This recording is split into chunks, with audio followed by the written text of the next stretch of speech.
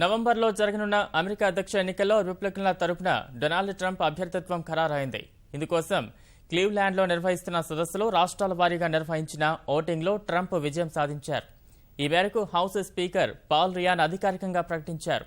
ట్రంప్కు 1725 డెలిగేట్ల మద్దతు లభించగా Ted క్రూజ్కు 475, John కసిచ్కు 129, Marco రూబియోకు 114 ఓట్లు లభించినట్లు తెలిపారు.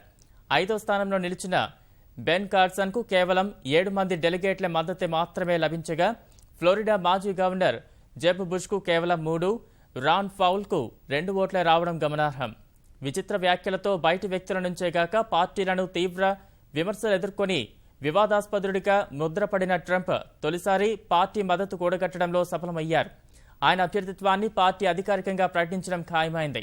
నవంబర్లో జరిగే ఎన్నికల్లో డొనాల్డ్ ట్రంప్ డెమోక్రాట్ల అధ్యక్ష అభ్యర్థి హిల్లరీ క్లింటన్ను ఎదుర్కోనున్నారు.